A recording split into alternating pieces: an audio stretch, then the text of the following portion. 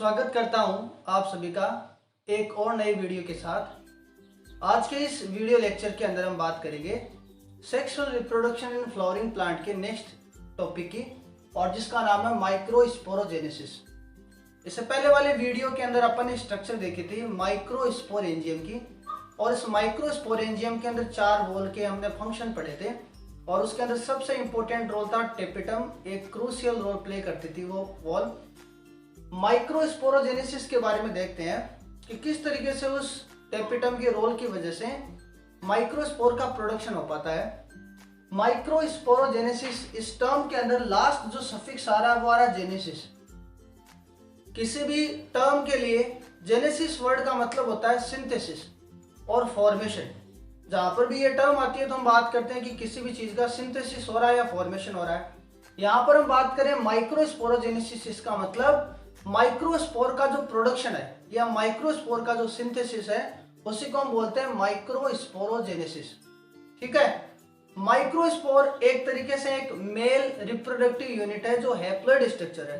तो ऑब्वियसली ये किसके अंदर बनेगी? मेल पार्ट के अंदर। मेल पार्ट का मतलब हम ये स्ट्रक्चर देख रहे हैं किसके अंदर? ऑब्वियसली एंथर के अंदर। तो मेल पार्ट के अंदर ये स्ट्रक्चर बन गई माइक्रोस्पोर। ठीक है, तो माइक्रोस्पोर के प्रोडक्शन को अपन ने बोल दिया माइक्रोस्पोरोजेनेसिस। अब होता क्या है, देखो जो टेपिटम है वो टेपिटम नरिशमेंट देती है स्पोरोजेनस टिश्यू को। टेपिटम के जस्ट बीनीथ एक टिश्यू आपने देखा था उस डायग्राम में। तो इस स्पोरोजेनस टिश्यू को जैसे ये नरिशमेंट मिलता है, ये कन्वर्ट हो जाता है किसके अंदर?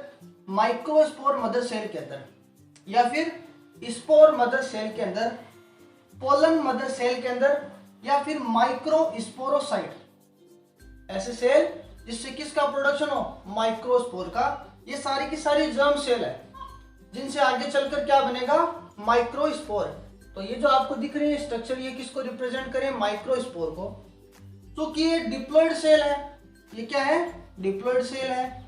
और नेक्स्ट बात, ये सारी की सारी जर्म सेल है। ये क्या है?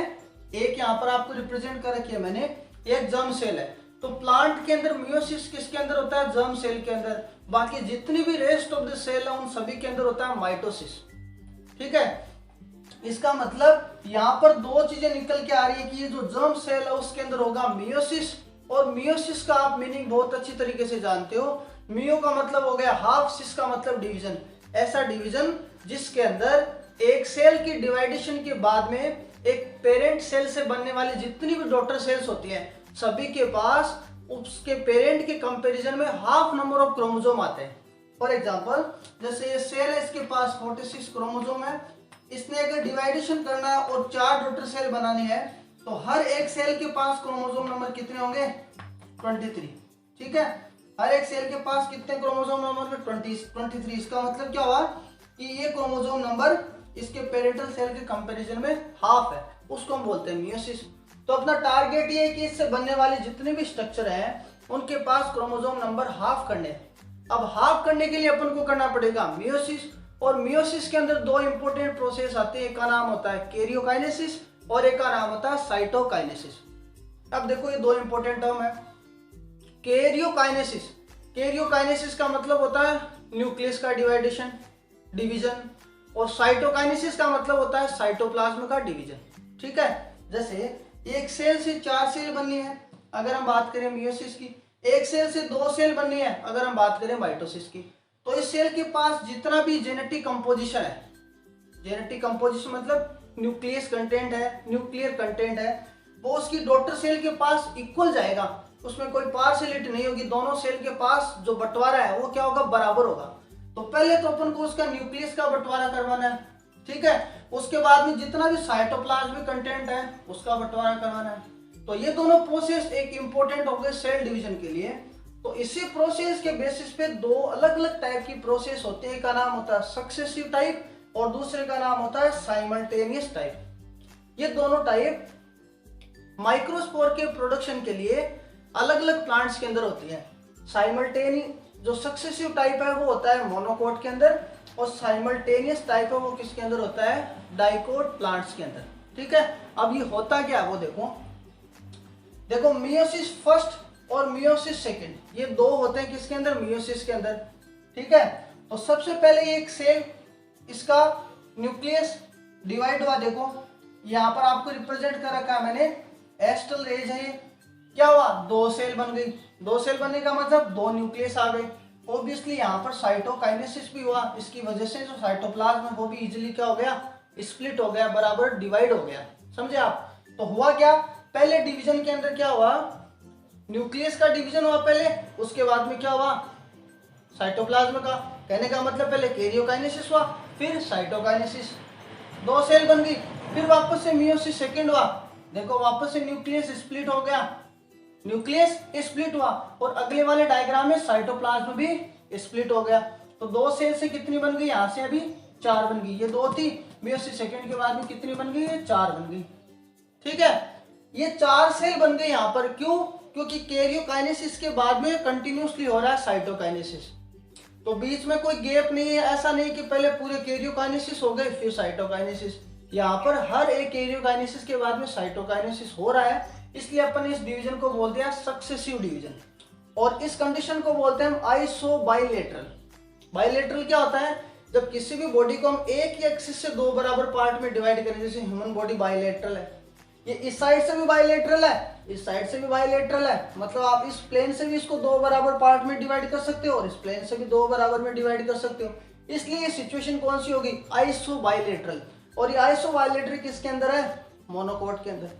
तो अपने को ये स्ट्रक्चर दिख रही है ऐसे कि ये आइसो बाइलेटरल है, और ये जो हर एक सेल है, हर एक स्ट्रक्चर है, ये रिप्रेजेंट करिए माइक्रोस्पोर को। इसको रिप्रेजेंट करिए माइक्रोस्पोर को। लेकिन ये चारों के चारों माइक्रोस्पोर एक ही साथ अरेंज है, इसलिए इसको हम क्या बोलते हैं, टेट्राड। क्या बोलते हैं, टेट्राड। ये सारे के सारे एक ही जगह पे अरेंज है, उसको बोलते हैं हम टेट्राड। अब ये क्यों अरेंज है, नेक्स्ट आपको बताता हूं मैं। दूसरा जो डिवीजन है उसको हम बोलते हैं साइमल्टेनियस टाइप, और ये किसके अंदर होता है, डाइकोट। फॉर एग्जांपल जैसे मैंगो के अंदर माइक्रोस्पोर जो बनेंगे वो इस डिवीजन से बनेंगे। ठीक है, इस डिवीजन की खास बात क्या है, इसके अंदर पहले मियोसिस फर्स्ट के बाद में, मियोसिस फर्स्ट के बाद में और मियोसिस सेकंड के बाद में, समझे आप, मियोसिस फर्स्ट के बाद में और मियोसिस सेकंड के बाद में पहले हो गया कैरियोकाइनेसिस। कैरियोकाइनेसिस का मतलब पहले न्यूक्लियस डिवाइड हो गया, देखो यहाँ तक 4 न्यूक्लियस बन गए, 3 तो जस्ट आपको दिख रहे हैं, एक जस्ट इसके पीछे, 4 न्यूक्लियस बन गए, पहले आराम से न्यूक्लियस बन गए, कोई वॉल नहीं बनी, मतलब यहाँ पर साइटोप्लाज्म क्या नहीं हो रहा है, डिवाइड नहीं हुआ। लास्ट में जब चारों न्यूक्लियस बन गए तब जाके वॉल बनी, वॉल बनने का मतलब साइटोप्लाज्म डिवीजन हुआ। कहने का मतलब कैरियोकाइनेसिस मियोसिस फर्स्ट और सेकंड में हो गया, और मियोसिस फर्स्ट सेकंड में जब पूरी तरीके से कैरियोकाइनेसिस होगा, चारों न्यूक्लियस बन गए, तब जाके क्या हुआ, वॉल का फॉर्मेशन हुआ, साइटोकाइनेसिस हुआ।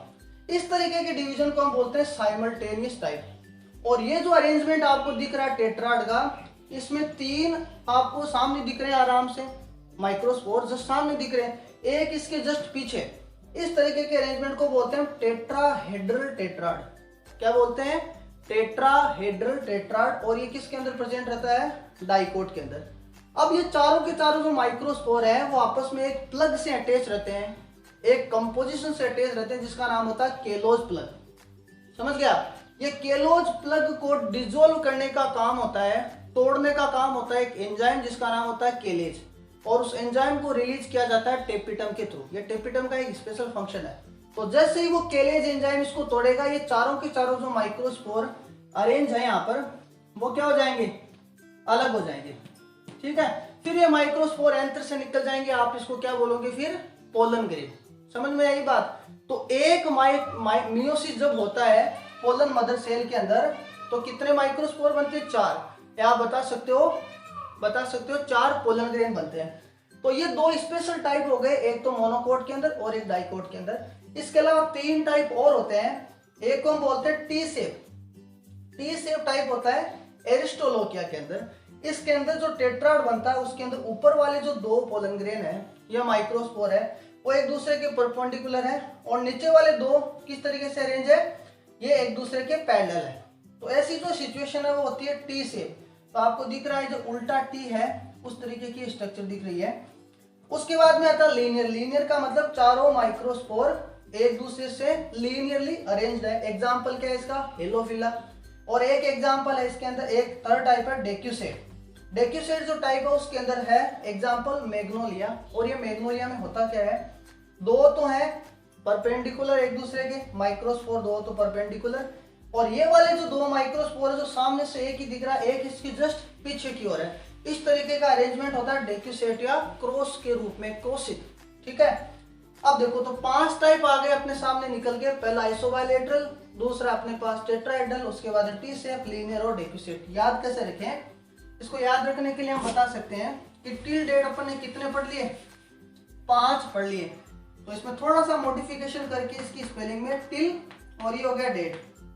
टिल टी से हो गया टी शेप, आई से क्या हो गया आइसोबाइलेटरल, एल से क्या हो गया लीनियर, डी से क्या हो गया डेक्यूसेट, और टी से क्या हो गया टेट्राहेड्रल, टेट्राड। तो टिल डेट 5 ही टाइप हो गए किसके, टेट्राड के। ठीक है, इस तरीके से अपन ने देखा कि किस तरीके से माइक्रोस्पोरोजेनेसिस होता है। इससे अगले वाले वीडियो के अंदर हम देखेंगे डेसेंस ऑफ एंथर, ये बनने वाले माइक्रोस्पोर एक प्रॉपर टाइम पीरियड के बाद में किस तरीके से एंथर से बाहर निकलते हैं और पोलन ग्रेन कैसे जाते हैं, इस प्रोसेस के बारे में देखेंगे। आई होप ये वीडियो आपको अच्छा लगा होगा। ये वीडियो आपको अच्छा लगा तो चैनल को सब्सक्राइब करना, इस वीडियो को लाइक और शेयर करना। Thank you so much.